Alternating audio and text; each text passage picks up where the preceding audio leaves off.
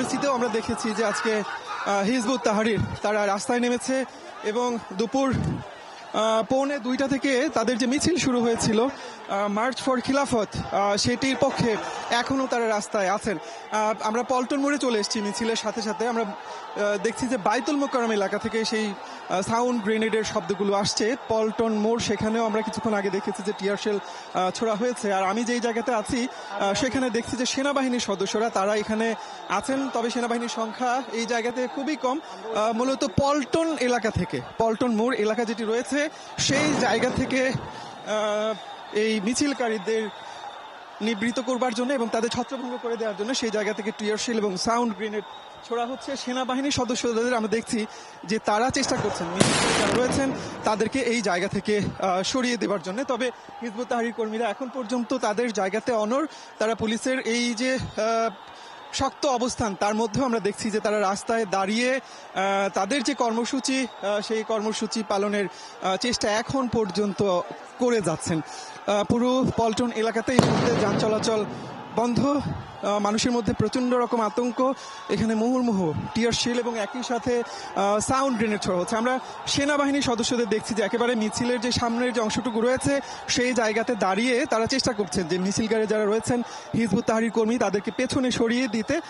কিন্তু এখন পর্যন্ত হিজবুত তাহরির কর্মীরা তারা রাস্তায় আছেন এবং পল্টন মোড় থেকে শুরু করে একেবারে কাকরাইল মোড় যেটি রয়েছে সেই পর্যন্ত বলা চলে যে তাদের অবস্থান। সেনাবাহিনীর সদস্যরা তাদের কিছুটা নিবৃত্ত করতে সক্ষম হয়েছেন এবং তাদের পিছিয়ে দিচ্ছেন। আর পল্টন মোড় যেটি রয়েছে সেখানে পুলিশের বিপুল সংখ্যক সদস্য সেই জায়গাতে অবস্থান করছেন এবং সেখান থেকেই আমরা এখন পর্যন্ত আসলে যেটি দেখেছি যে সেখান থেকেই টিয়ার শেল এবং রাবার বুলেট সেটি ছোড়া হয়েছে। প্রতি উত্তরে আমরা দেখেছি যে হিজবুত তাহরির কর্মীরা তারাও কিন্তু তাদের মতো করে পুলিশের এই যে টিয়ার শেল এবং রাবার বুলেট ছোড়া কিংবা আপনার সাউন্ড গ্রেনেড মারা হয়েছে সেটির তারা জবাব দেওয়ার এক ধরনের চেষ্টা করেছেন। আমরা সকাল থেকে আসলে আজকে পরিস্থিতি এরকম উত্তপ্ত হতে পারে যেমনটা আজ করছিলাম, কারণ সকাল থেকে আমরা দেখছিলাম যে অসংখ্য পুলিশ, র্যাব এবং অন্যান্য বাহিনীর সদস্যরা তারা বাইতুল মোকাররম জাতীয় মসজিদের এলাকাতে অবস্থান করছিলেন।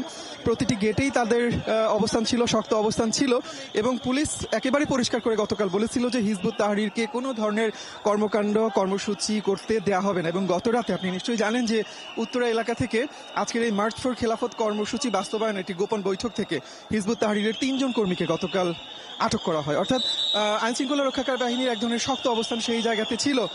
কিন্তু তারপরেও আজকে আমরা দেখলাম যে পরিস্থিতি কিন্তু এই জায়গাতে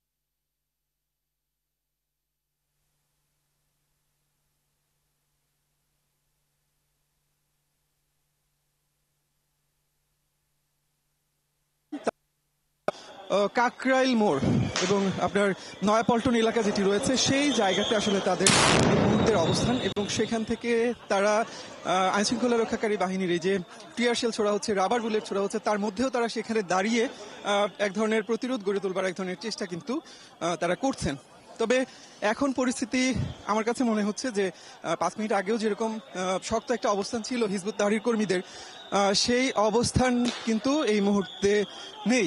তারা মূল সড়ক ছেড়ে আশপাশের যে গলি যেগুলো রয়েছে, অলিগলি যেগুলো রয়েছে সেই সমস্ত গলিগুলোতে তারা অবস্থান নিয়েছে এবং সেখান থেকে আসলে এক ধরনের প্রতিরোধ গড়ে তোলবার চেষ্টা করছেন। এবং পুলিশ একই সাথে আমরা দেখছি যে হিজবুত তাহরির কর্মীদের রাস্তা থেকে সরিয়ে দিচ্ছেন এবং কাউকে সামনে পেলে সেখান থেকে তাকে আটক করা হচ্ছে, অর্থাৎ যারা মিছিলে ছিলেন তাদেরকে। আপনাকে যেটি বলছিলাম যে মূল সড়ক ছেড়ে হিজবুত তাহরির কর্মীরা এরকম বিভিন্ন গলিতে তারা অবস্থান নিয়েছেন এবং পুলিশ, আইনশৃঙ্খলা রক্ষাকারী বাহিনী, সেনাবাহিনী তারা চেষ্টা করে যাচ্ছেন যে পুরো এলাকার যে নিয়ন্ত্রণ সেটি নেবার জন্য এবং এই পল্টন এলাকার পরিস্থিতি স্বাভাবিক করবার জন্য।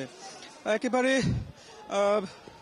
ব্যতিক্রমী একটি ঘটনা বলা চলে যে দীর্ঘ একটা সময় ধরে হিজবুত তাহরির তারা রাজপথে প্রকাশ্যে কোনো কর্মসূচি পালন করতে পারেনি, কিন্তু আজকে এই তাদের মার্চ ফর খেলাফত কর্মসূচিকে কেন্দ্র করে তারা কিন্তু রাজপথে তাদের যে অবস্থান নিষিদ্ধ হবার পরেও তারা রাজপথে তাদের যে শক্তি তার এক ধরনের জানান কিন্তু আজকের এই মিছিলের মাধ্যমে মার্চ ফর খেলাফতের মাধ্যমে তারা দিয়েছে। আমরা যদি আরেকটু পেছন থেকে আসলে বলি ঘটনা প্রবাহ, যে এই কর্মসূচিটি তারা আগে দিয়েছিল এবং কর্মসূচির বিভিন্ন জায়গায় তারা পোস্টার টানিয়ে তারা জানিয়েছিল যে বাইতুল মোকাররম জাতীয় মসজিদের উত্তর গেট থেকে জুমার নামাজের পর তারা এই কর্মসূচিটি করবেন। কিন্তু পুলিশ আগে থেকেই পরিষ্কার করে বলেছিল যে হিজবুত তাহরিরকে কোনো ধরনের কর্মসূচি করতে দেওয়া হবে না, কারণ এই সংগঠনটি নিষিদ্ধ ঘোষিত সংগঠন। 2009 থেকে তাদের উপর নিষেধাজ্ঞা দেওয়া হয়েছে, যে কারণে তাদের কর্মসূচি পালন করতে দেওয়া হবে না। কিন্তু সোশ্যাল মিডিয়া হিজবুত তাহরিরের পক্ষ থেকে বারবার আসলে বলা হচ্ছিল যে তারা যে কোনো মূল্যে তাদের কর্মসূচি পালন করবেন। এবং আজকে আমরা দেখছিলাম যে দুপুরের পরে বাইতুল মোকাররম জাতীয় মসজিদে, যেহেতু আজকে পবিত্র মাহে রমজানের প্রথম রোজা, অনেক সাধারণ মুসল্লিও কিন্তু তারা সেই মসজিদে নামাজ পড়তে এসেছিলেন, কিন্তু হিজবুত তাহরির কর্মী যারা ছিলেন